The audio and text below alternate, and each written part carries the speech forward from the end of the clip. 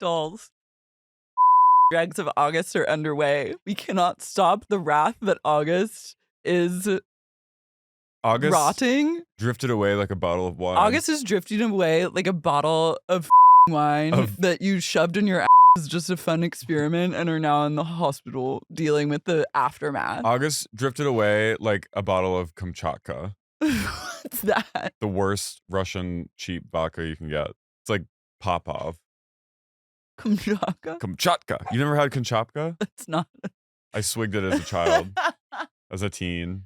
August is truly taking no prisoners. Also, Mercury retrograde is happening right now, so that's at play. But August is truly coming for us all. If we live through this month, it will be a miracle. August certainly came for your wig. August has snatched my wig, and I will share about that at an eventual date. But at this point, you can just trust. You're raw as hell. I'm raw, and thank God there's this studio, because the thought of my wig getting snatched and the way it was snatched today and then having to record a podcast at my house, I would be hanging from the rafters. And I would be too. There's no other option but to be in the stew at this point. We have a new guest today. Come here. Mango is in the studio. He's made it to he is. He's made it to the valley.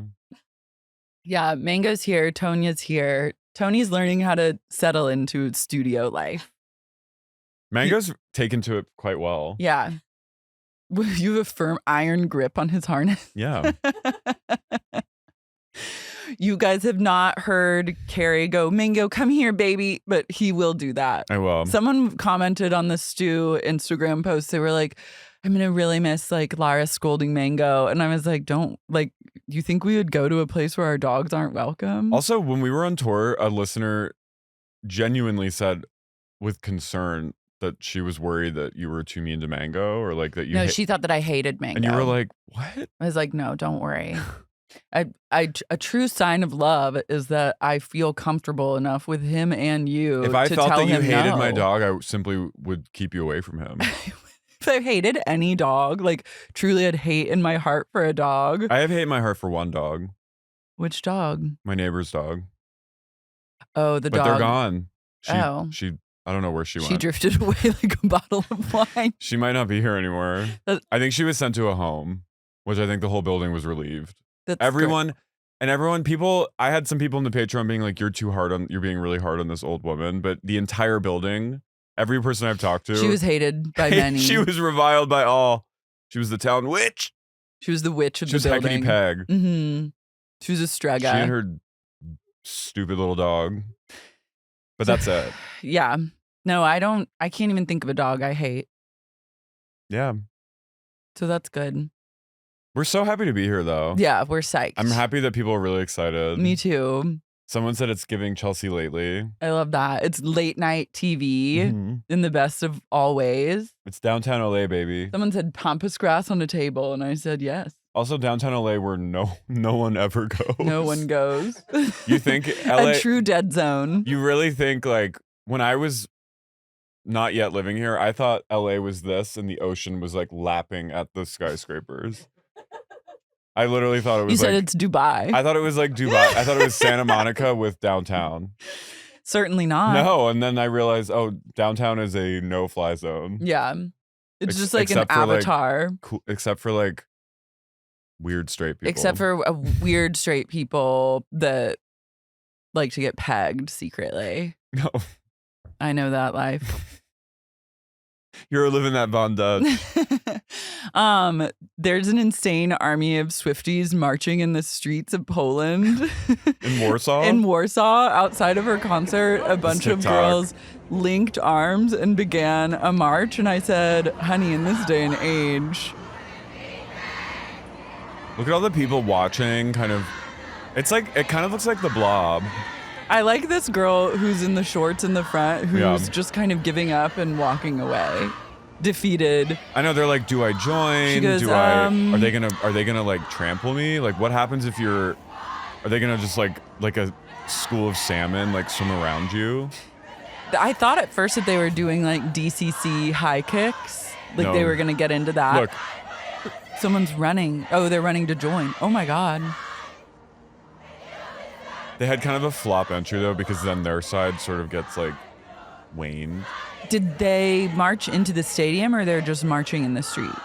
I think there was a concert happening or they're on their way to the concert, but I don't know. I don't know if they organized this. It seems like it might have been some kind of WhatsApp discussion, but you made a really good point. Well, I just said, like, as white people, you can't be like linking arms and marching in Warsaw. Yeah. It's like not a good look. Not a place to be. This also feels like very Book of Revelation coded.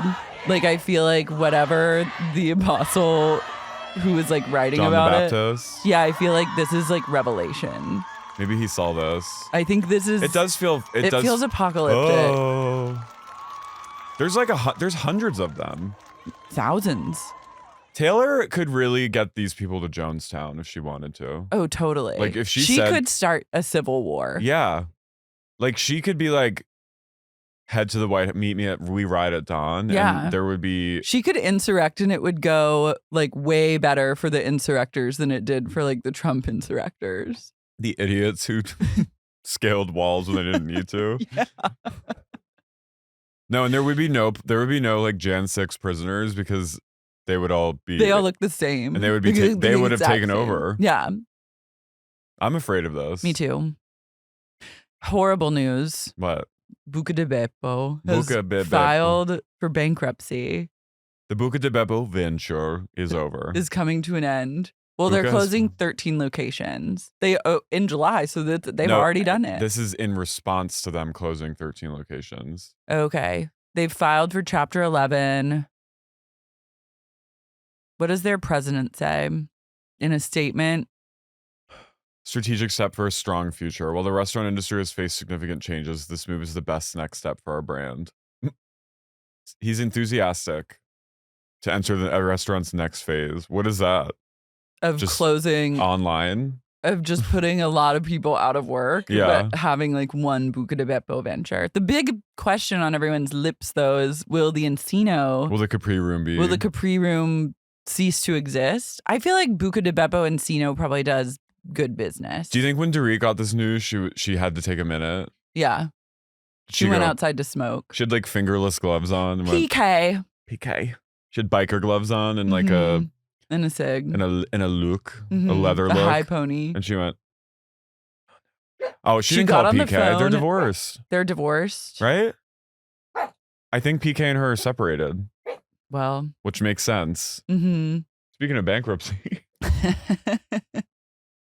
Yeah, they're split. Wow. They've been split for months. Damn. Which tracks to me. They seemed on the brim post. It was a brim situation. So Michaele Salahi, the Black Widow, has struck once again her new beau, Neil Schon. Who's the guitarist of Journey. Who she left, not PK, who she left Tariq for. Tariq. Tariq,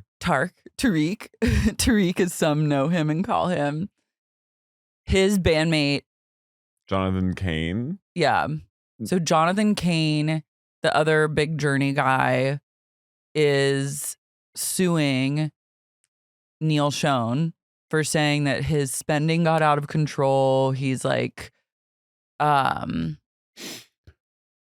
he's chartering private jets, charging expenses to the shared Amex. He's like spent a load of money on hotel rooms. Basically, like whatever happened with Tariq is now happening with Neil. And Michaele she is that Black Widow. After watching these final episodes of the one and only, oh my God, that image of Taylor is scary.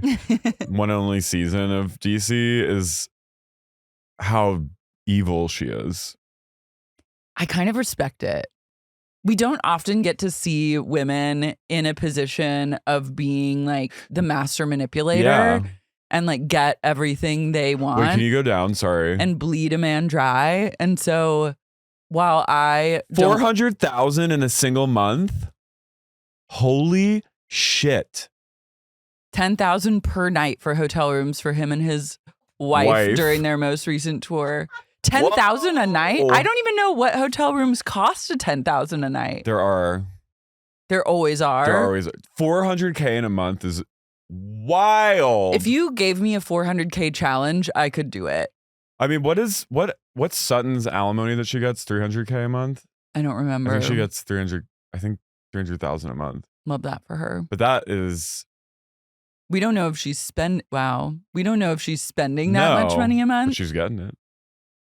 That is crazy. They each control 50% of their company, and Sean has essentially just gone fucking rogue and is on a spend journey. He's in love. The pussy must be good when you can be like 10K a night, babe, and they're like, okay. I don't think they have. I think they're essentially homeless, and they like just sleep in hotels, and just like their whole life is on Instagram. Just her posting the same kind of video images set to like romantic music and just like kind of lovelorn poems to each other about how much, and like driving in the Porsche. Yeah. But like I don't think that they have like, I don't think they're like anchored to anywhere. So they're probably just living out of hotels like she and Tarek were. 10K a night though is like the most I've been able to wrap my head around. Like it's not my spend journey, but like where I dream to go is like 2K a night. Like I haven't even reached a point of like getting to like a neural processing of like a 10K a night. No, that's like you're gonna spend like $70,000 a week to stay in a hotel. That's disordered. It can't be that good. No. Michaele. Yeah, they fully hate her. They're like, she sows hate and chaos amongst all your loved ones when you start to date her. Remember, Tark's family hates her. How much money does Journey have? Can we look up their net worth? I would think that they would have a lot of money. Well, yeah, all the royalties. Yeah, and they were like rock stars. 70 million? Who's Steve Perry? So he's like, I'm not spending my money. I'm spending the band's money. That's fucking. What they're saying is they own a company that like is their operating company based in Delaware, and they own 50%. No, so I know all that. like expenses are run through the company, and like they probably both have like black Amexes, and it's like if we're on the road, we just charge it to the Amex. But whereas one guy's like, hey, I'm going to stay in like $1,500 to a $2K a night hotel room like any fucking normal person. Neil's out here. Any fucking normal multimillionaire. Normal multimillionaire would. Neil's out here being like, I'm going to spend $10K a night on a hotel. And his bandmate's like, why are you doing that? So that would be like if I like stole the like. That'd be like if we had a shared account and went on the road for a tour, and I said, hey, I booked this hotel, like book this same room. I'd be like, hey, and then you said, I'm actually Ritz. going to stay here. Yeah. I'm going to stay in the penthouse suite of the Ritz for 2 nights for $20K. And you'd be like, and I'm going to charge it on an Amex that we both share. And try to write it off. And I'd be like, we don't even net that much over the course of a tour. So now I'm in great debt because you needed to stay in the Ritz penthouse. What? Can you just please stay in like the Marriott? Yeah. Can you just choose a lower level Bonvoy property? Well, that's why you never have to worry about working with me in business, because you know I'm always going to go for like the Bonvoy. Yeah. You're a Bonvoy gay through and through. That is wild though. So Michaele is probably just like, let's stay here. I want like poached eggs in the morning. I want like lobster the way bisque at 3 goes, a.m. When I come home, I want steaming vats of bisque. I love the finer things in life. I love hotels and little baked potatoes. I love lobster bisque. And bisque. I love bisque. I'm a Maryland girl through and through. I love the food. I'm a Virginia girl. I love it. Crab is important to me. Crab is very important to me. Blue crab. Yeah, she's like a blue crab girly. She's like a crab cake, like a $48 crab cake kind of gal. Wow. And Michaele gets what Michaele wants. The men don't say no to her. No. All she has to do is give them like a stiff hug and be like, God, I love him. And then she gets a $10K a night hotel room. How old is she? She must suck and fuck like unbelievably. Yeah. They had crazy like. They had road sex. Clandestine sex. Mm-hmm. Really? She does not work. Oh my God, their wedding photos. Yeah, pull up the wedding photo. Let's get a like, oh wow. Wow. Gorgeous. Pay-per-view? What? They put it on pay-per-view. Wow, this is from 2013, so this is only 2 years basically after this season ended. Wow. Wait, I'm so pissed that we can't go back in time 11 years ago to watch this on pay-per-view. I'm sure someone has ripped this pay-per-view. This isn't a wedding. This is an emerging new nation. What? She took it to a place of nation. Wait, okay. She went to college in Wilkes-Barre, Pennsylvania. Ooh, that's like Scranton. I have respect for a down home girl that just worked her way up to quitting working and then just having men give her $10,000 a night hotel rooms. I love that poll quote. It would be nice if someone apologized to us. Literally everyone in the world. She's an incredible lady. You gotta give a round of applause. She really did that. She is that bitch. And at this point, it's on the men. She went from a dusty, broken vineyard to spending $10K a night on bisque in a hotel suite. I mean, may we all have this kind of trajectory. Look at her, a burgeoning pop star. I remember this song being good. Let's start from the beginning. The sirens. Her dance moves.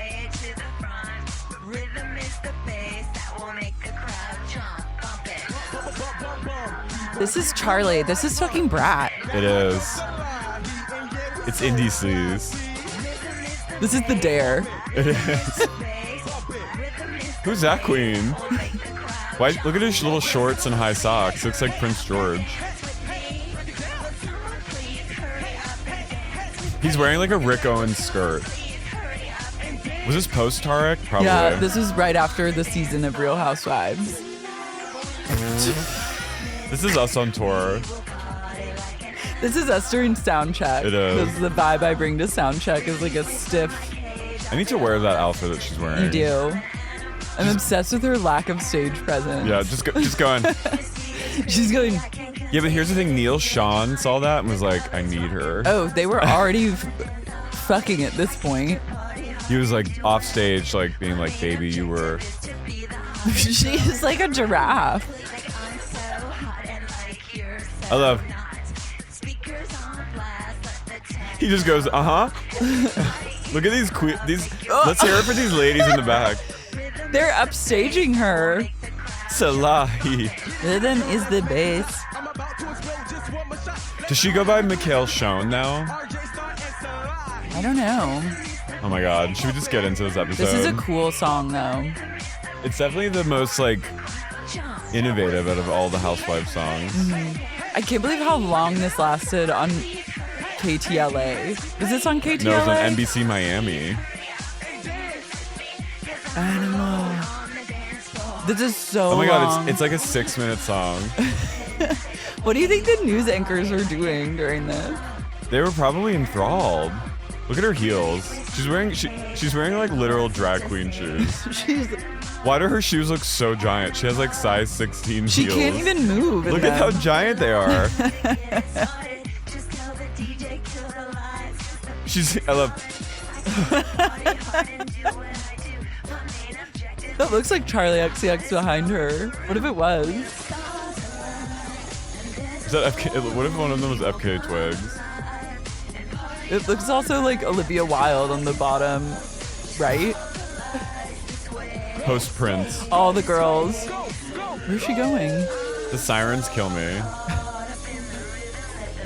Is this I think she's also just lip syncing. I don't think she's actually singing the song. Of course. Are those sirens to sort of evoke the gate crashing? Should we get into it? Yeah, we gotta get into it. I'm Carey. I'm Lara. And you're listening to Sexy Unique Podcast. Michaele. Beltway bitches. Beltway bitches.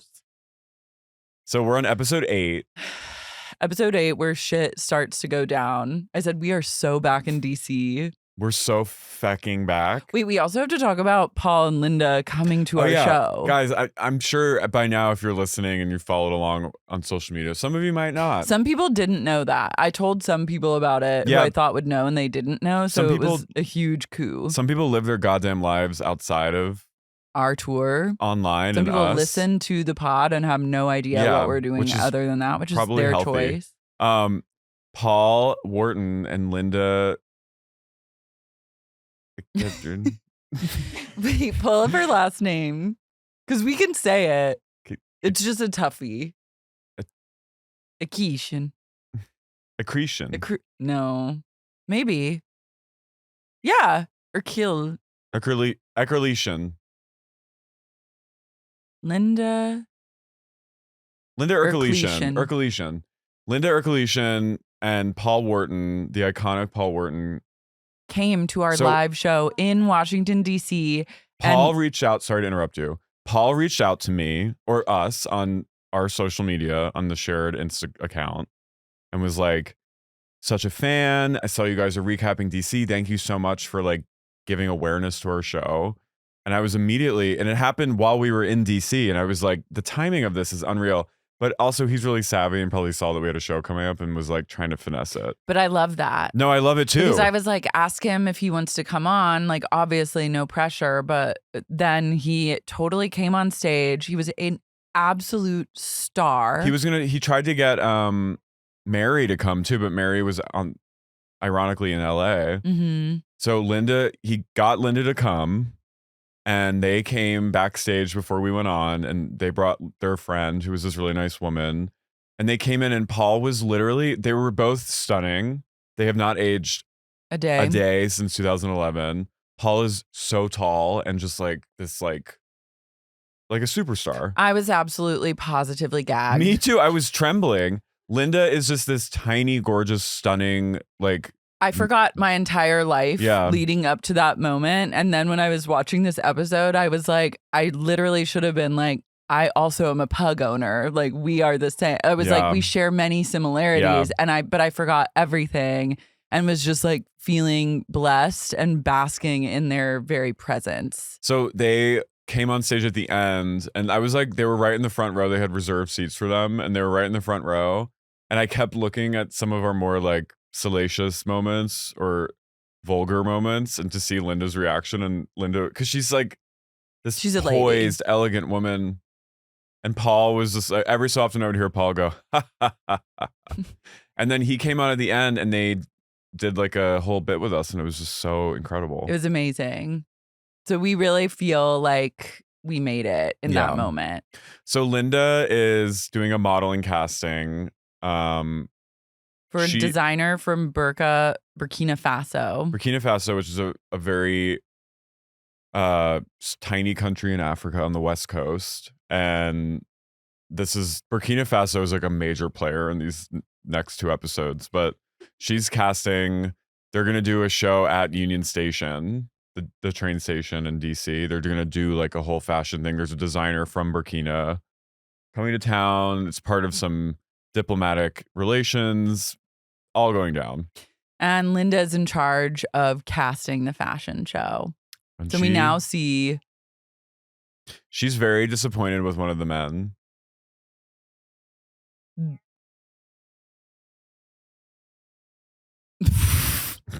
The absolute fuck ass bob that this man walked in with. She literally goes, last time I saw you, I told you to cut your hair. And for her to say that to you, and then you come back with a fucking Velma from Scooby-Doo. I know. You Sarah Michelle Gellar ass flipped out bob. And to the audacity. The audacity, you the simply gall. will not be cast in the fashion show. I love her shaming him too, being like, you're a guy. You look like. That was a girly haircut. It wasn't even like. It wasn't even non-binary. No, it was like straight up, you're a man with a woman's bob. Inexplicably, after I asked you to cut your hair, it's completely unacceptable. It's unprofessional. It's unprofessional.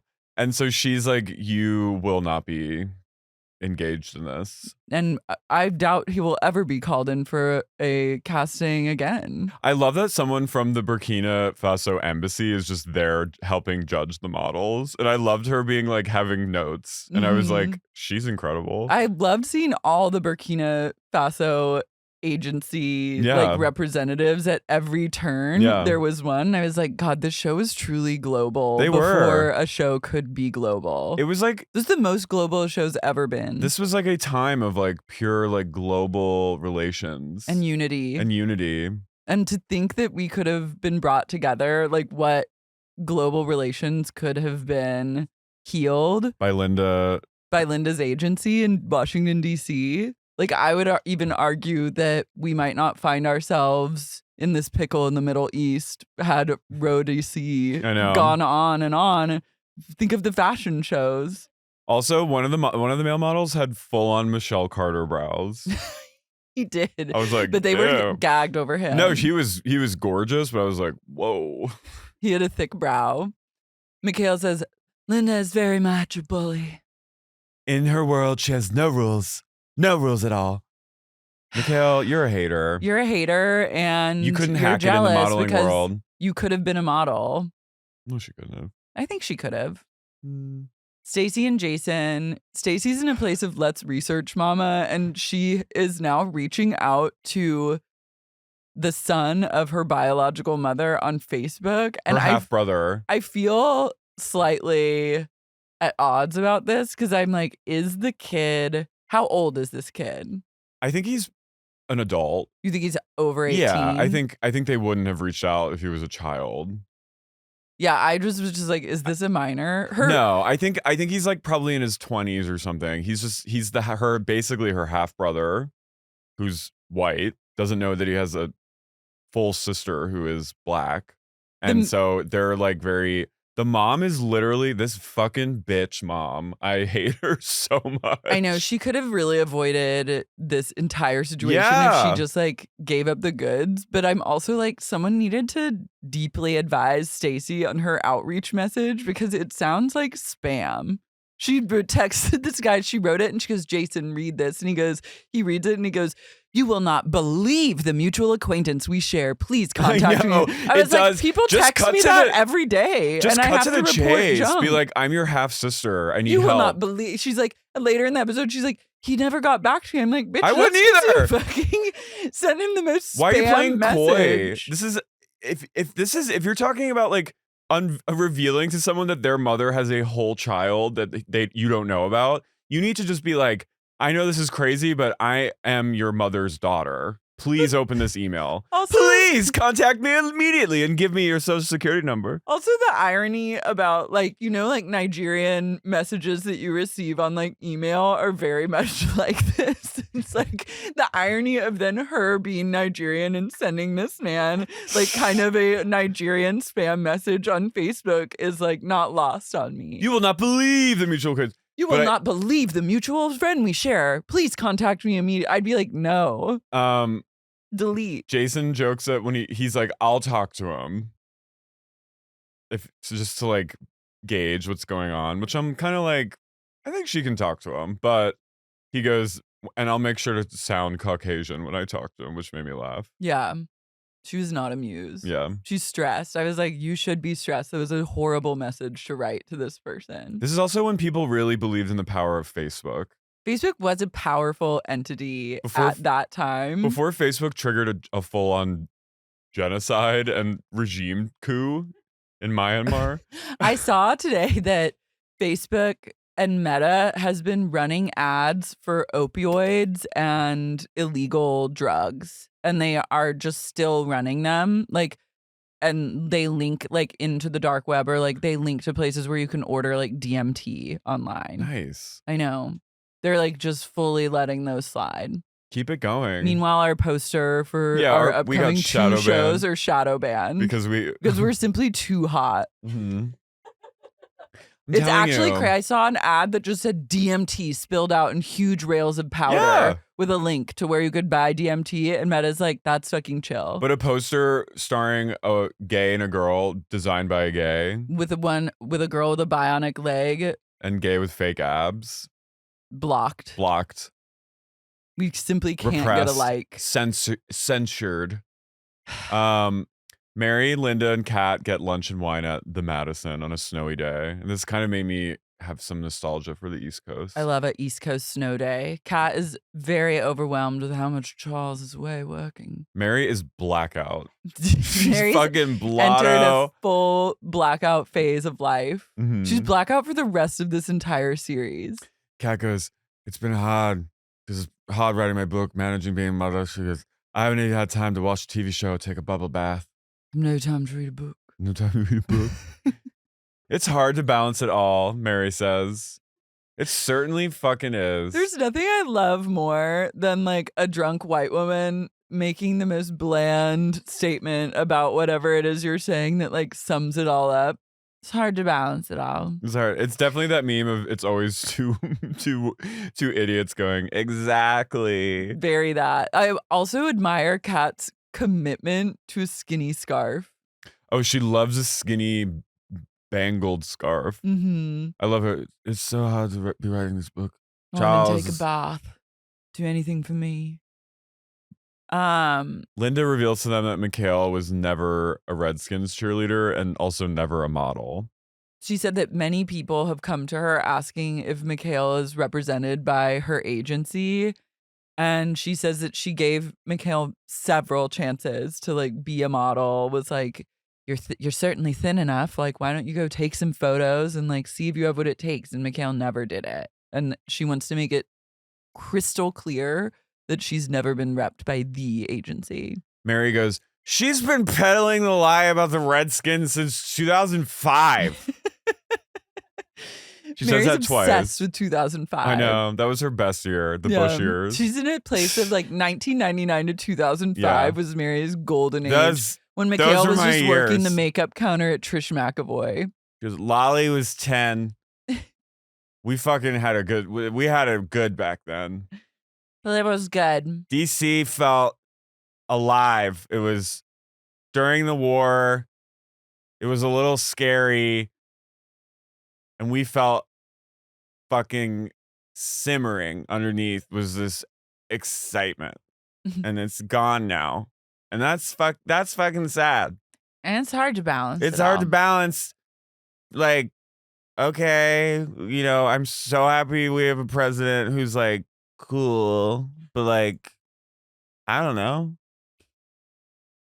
They're like, drink up, sis. Michaele and Tarek are in their cursed limo on the way to another expensive dinner. Cut to the bang bus.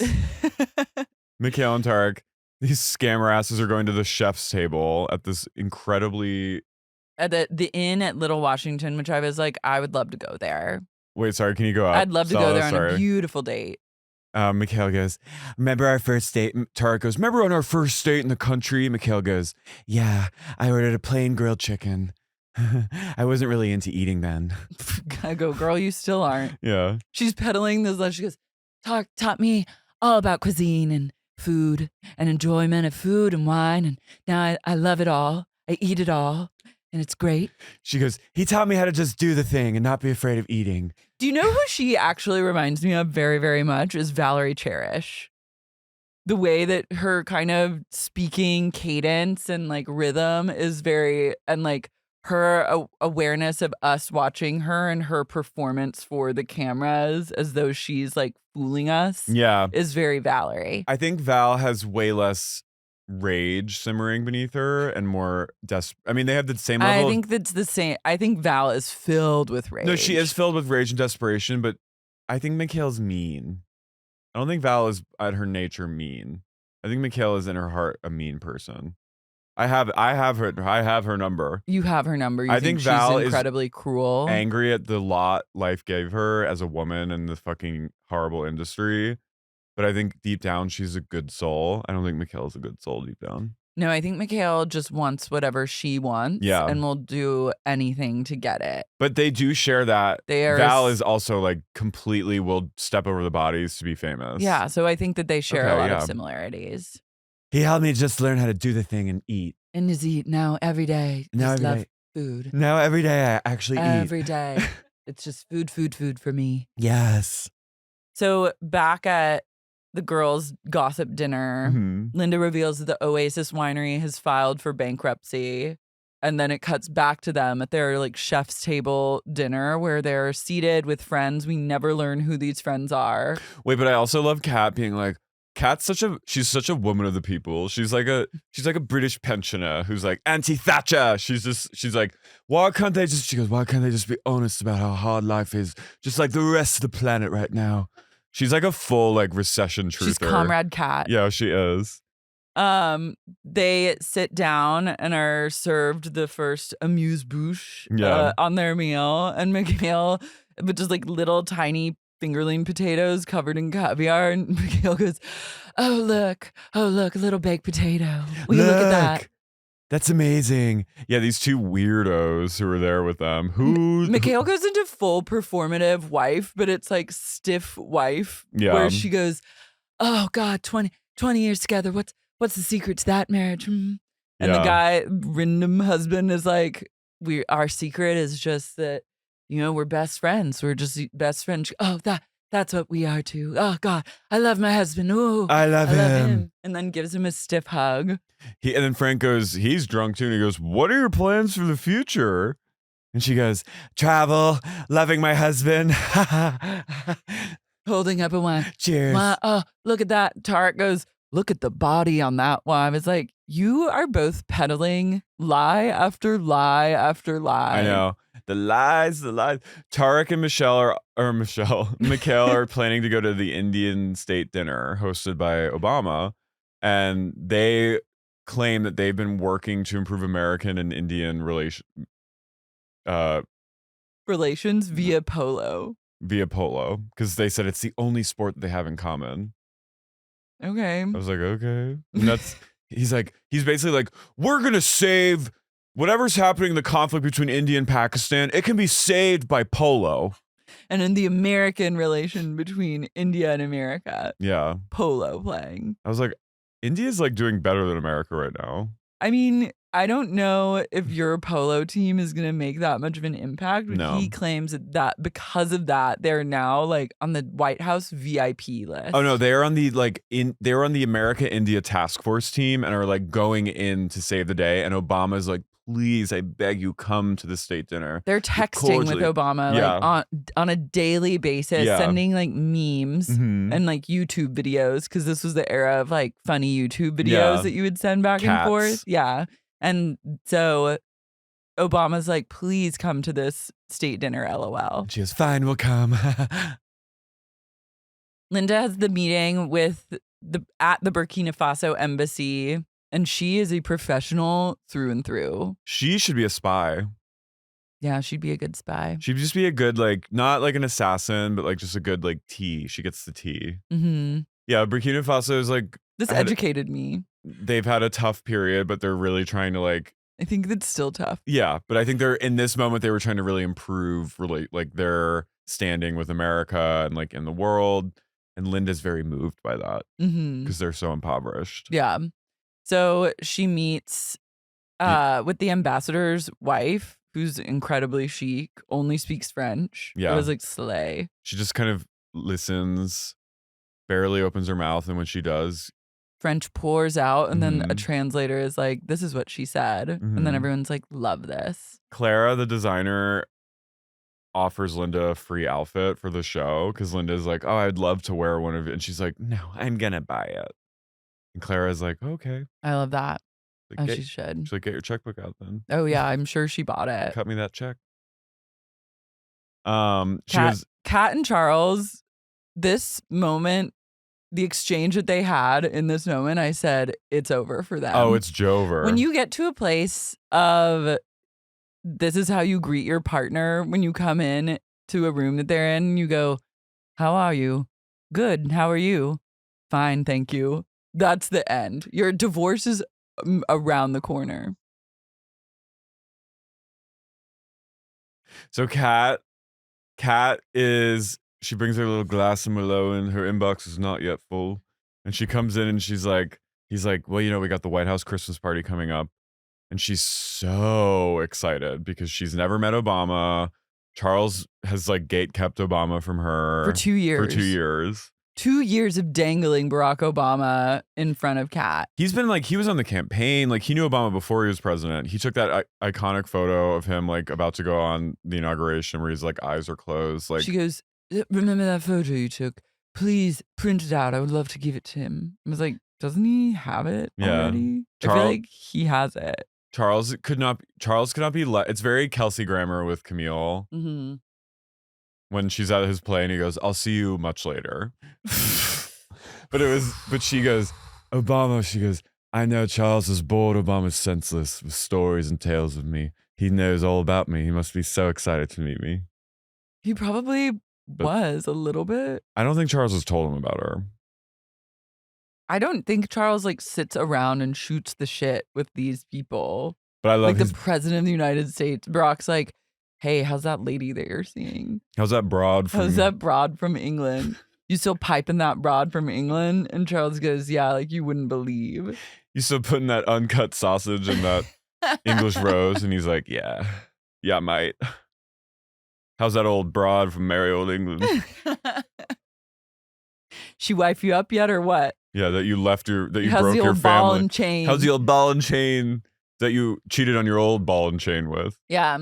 You guys shacking up together yet? Charles is bored, almost senseless. Bored and senseless, stores me. I'm sure he's sick of hearing about me, little old me. So she's really excited. Yeah.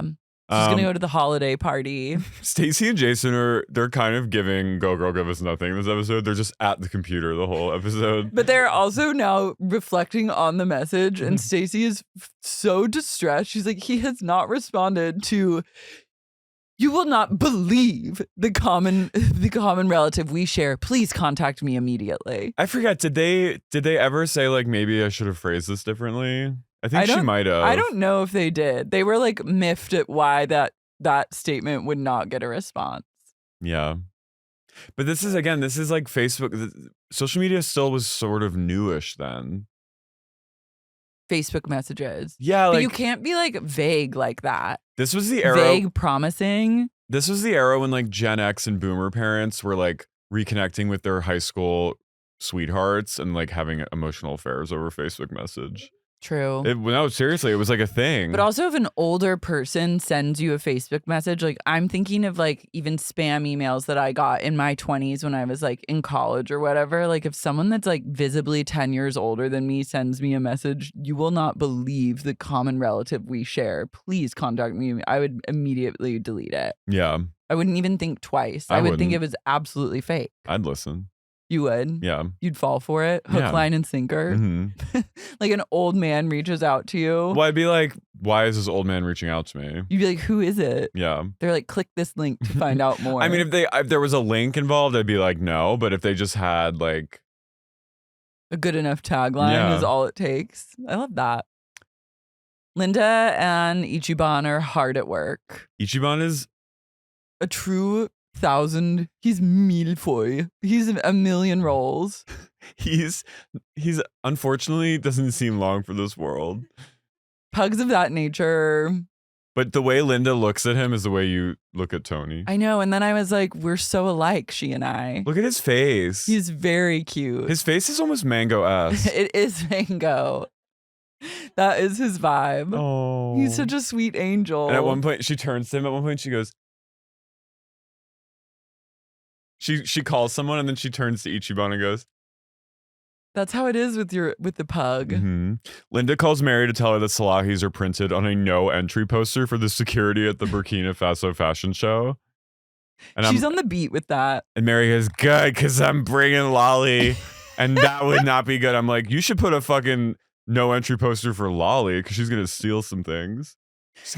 Lolly's gonna go. I cannot be in the same room as the people who said the things they said about Lolly. Lolly, she also, the whole episode, she keeps, they're so lucky Lolly's not here. I'm like, what is she gonna do? Lolly's committing grand larceny left and right. She's literally stealing clothes from your closet to such a degree that you have to get like a biometric lock. I know, but she's like, she keeps going, it wouldn't be good if Lolly was in the same room. I'm like, what is Lolly going to do? Break their kneecaps. Yeah, she's going to have brass knuckles. It's like, remember that movie? She'll slapjack them in the parking lot. Remember that like Romanian movie, Them? Yeah. Where it's like a couple that moves into a house and then the first night they live there, they get terrorized by these like home invaders. And then they realize they're like these like kids. They realize it's Lolly. No, yeah. It's like a group of tweens who are just like killing them because they just want to have fun. Oh, I think I do remember that. It's so scary, but that's Lolly's vibe. She's bling allegedly. Ring. She's bling ring. Mm-hmm. Lynda is getting her glam done. Look at the joy of Ichiban. The joy of Ichiban. I want to get glam with Lynda and just Me like. too. I related to this. I was like, this is me as a boss. This is true elegance that you're asking your assistant to zip your son's up, girlfriend / assistant to zip you into a dress. And then also fetch my astrology chart. Like, because I need to just check that. When you need to check the chart, you need to check the chart. I want to just sit on one of Lynda's couches and just like talk with her about things. I want to watch TV and like be cunty together. We might be able to at some point. I think we should. If she accepts us. I know. I think she did. I think she definitely did. I take back anything.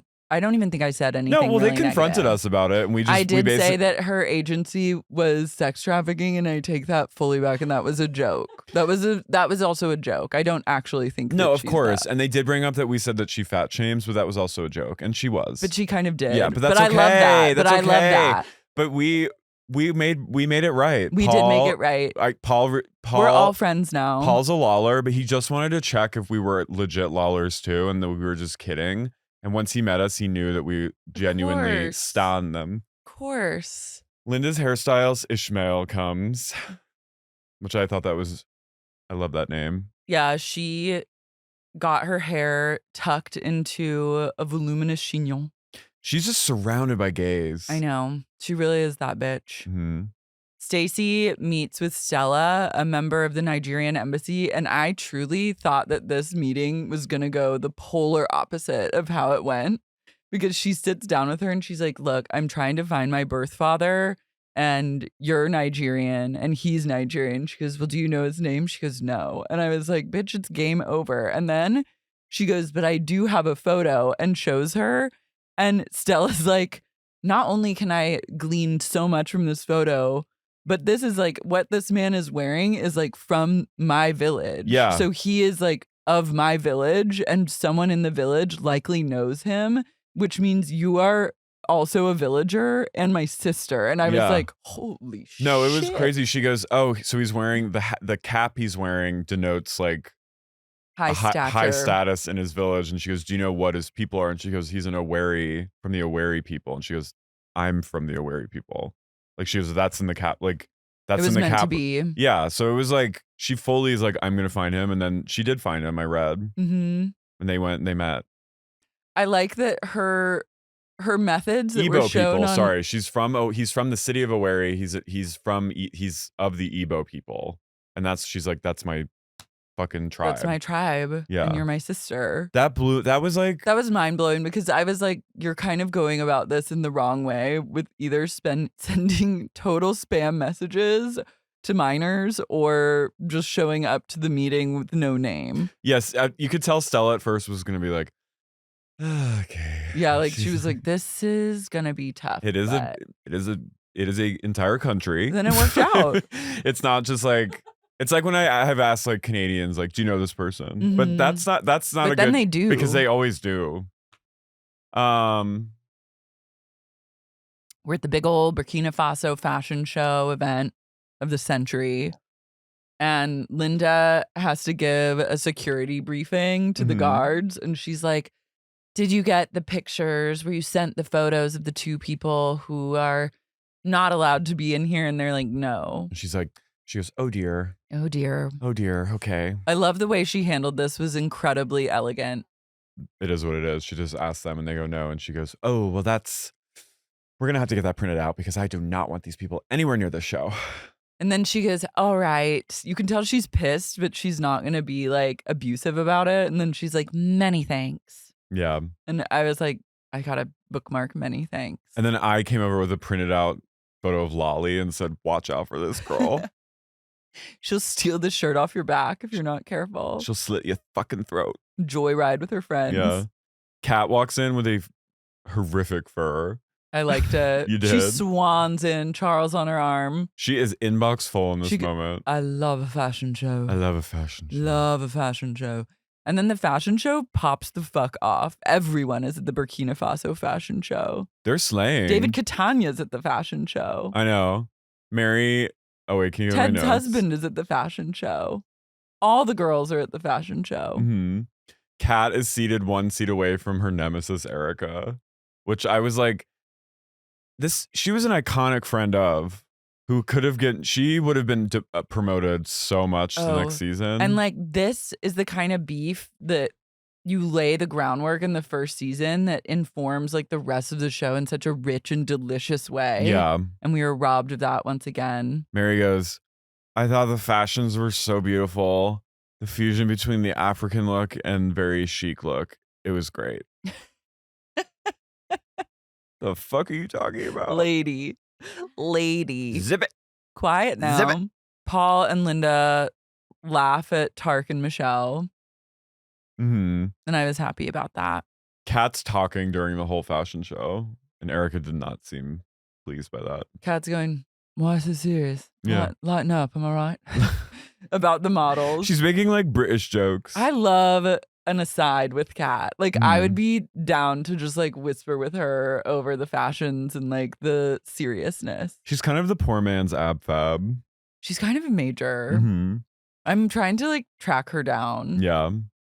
Lynda sees David Catania and she goes, David is the DC author of the marriage equality bill. They're positively obsessed with Councilman Catania. Mm-hmm. And at one point, Lynda gives kind of like a Dr. Seussian quote. He's like talking about the importance of like networking and trying to galvanize people to get this bill ratified or codified or whatever.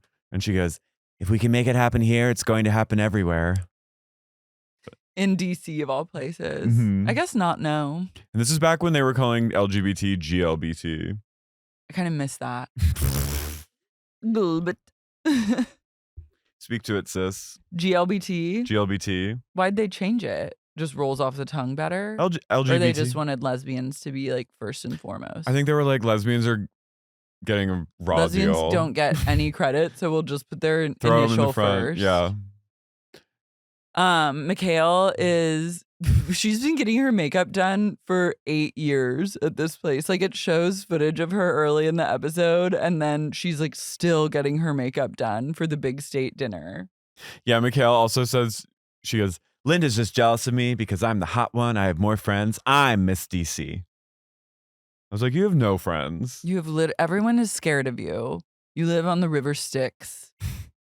Yeah, they do like a 12-hour day at the salon getting ready. She goes into the salon, and I feel like producers knew that she was lying. Oh, for sure. And they were like trying to ask the salon. They were like prepping salon members who were doing her glam, being like, ask her a lot of questions because we think that she's not telling the truth.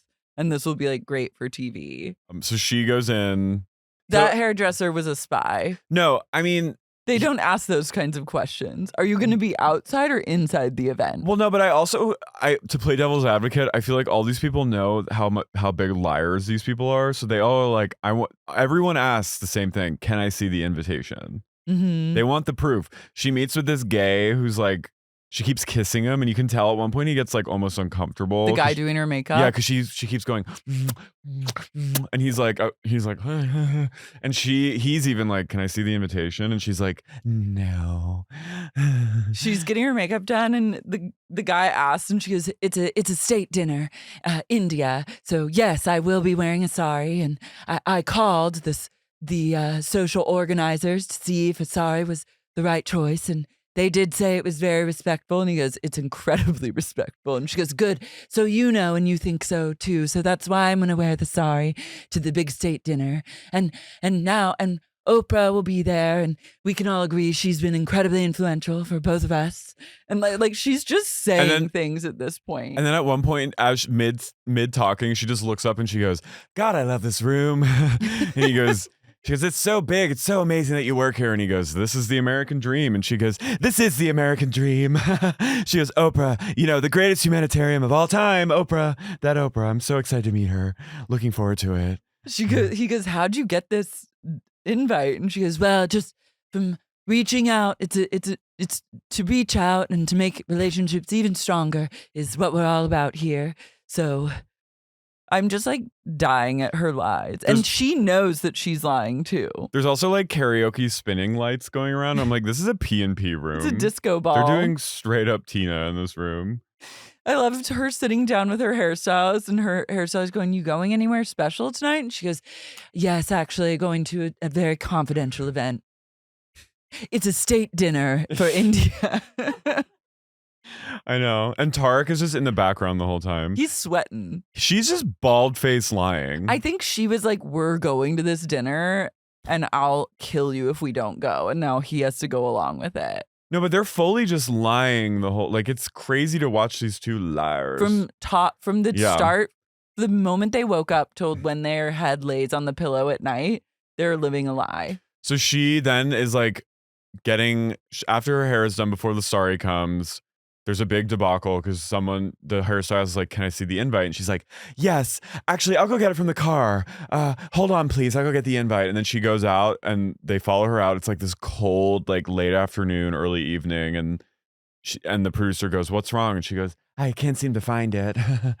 Well, she fakes looking for it because there is no invitation because they were not invited. And then her big tell, I realized, like when she knows she's been caught or like is in a lie situation, is when she starts referring to people as love. Yeah. So she goes, oh, love, I don't know, love. I don't know where the invitation is. Love, can you look for that? Like whenever she starts that, you know that like something ain't right. She comes back, breaks the fourth wall, and is talking to one of the producers, who I think is like you said is like, I know the deal. And she goes, they go, so you lost the invitation. She goes, what are you trying to ask me, love? They go, she goes, it's not a big deal. And they go, well, why is that not a big deal? And then she won't answer. And she goes to Tarek and she goes, so 3 things are missing. My shoes, my bra, and my invitation. Do I need that? And Tarek's like, I don't know. He goes, no. He goes, no. And then he goes, you actually don't need an invitation to go to the White House. It's really just a formality. If you want to save it, if you want to frame it. But like, really, you don't need that. Michaele, while she has the hairdresser, the makeup artist knows how to wrap a sari, so he helps her do it. And she goes, what would I do if you weren't here? And I was like, look at her in the mirror, looking at her trying to wrap this sari, and she ties it like in like a sailor's knot, and then she's like wrapping it around. It was a literal Christopher Guest character. But she also had the light in that photo right there. The light on her face, her lips are pursed because you know when you're lying so hard and your lips like curl. I would go, this is the face of a maniac. She's in full liar's mania right now, where like everything you're just going with it and like the world's my oyster right now. But you also, this is like that is the American way. You work hard, you give a lot of love, you end up at the White House. That's kind of what Biden's campaign was. That was, up until he was forced to step down. Up until someone held a gun to his head and said, you leave now or we'll kill you. Leave, bitch. Leave, bitch, or we'll commit you. And he went, okay. I love her when she tied it and then wrapped it around her waist like it was going to be like a tied crisscross crop top. I know. But also watching Tarek watch her get ready, he's literally ashen. Yeah, he looks sallow. He's so white. This is when I was like, she's the evil one. She's committing to it, and she's like, this little bitch, he's going to get me into the White House. We're going. I'm going to milk him for all he's worth. This was her master plan, I fully believe. To just go to the White House? Yeah. And then they get in the car, and immediately she calls Stacy to tell her that they're both going to the state dinner. And Stacy, you just hear she goes, I gotta tell you something, Stacy. We're on our way to something right now. And then you just hear Stacy go, Michaele, ... Like she's like, what hijinks are you up to now? And she goes, we're going to the state dinner for India. And then Stacy goes, what? What? And then to be continued. So good. Her smokers. Hey. You work hard. What job? You don't work. You give a lot of love. You work hard. You get the police called on you every day from your mother-in-law. Everyone who's ever met you that you're not fucking hates you. You work hard. You give a lot of love. You end up in the White House. Look at that face. Look at this lip. Doesn't she look like the Grinch? It's amazing. Well, that's that. Let's do our cult shout out. Let's go. Our first cult shout out in the stew. We didn't do it yesterday. I know, we forgot. We were too excited and we had to be a cult for ourselves, but now we're a cult for you again. Yeah. Hillary with 2 L's. do that again. Hillary with 2 L's. Hillary with 2 L's. Pia and Jordan. We know her. We met her in Toronto. Pia and Jordan listening in the background. Pia. Alex Delisle. Makeup Fresh. Fresh. Obviously. Sophie from Cleveland. Emily Vaughn. Gina Sapienza. Sarah Elizabeth from Boston, another real one. Lucy from London. Brooke Johansson. Lilia Farrell. Rachel Knight. Gerd Queen of Brooklyn. FKA Lil Burpee. Brittany Date Not Watts. Dilly McNilly. Bridget. Lady Swampwitch Gives No Fucks. Jessica Hernandez. Malzatoff Lols. Mary. Kate Suland. Mike Earhart. Sharon Baum. Realtor. Timothy Scheel. Rogue Stanley. Matthew Thomas. Owsley Robinson. Cheeseburger Bay. Mariah Kay. Kathy West.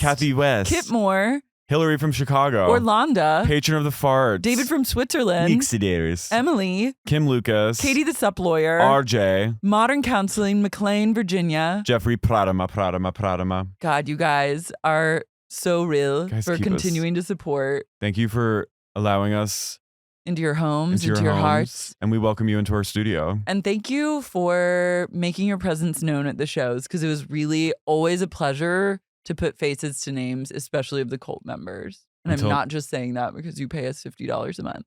Until next time. Bye.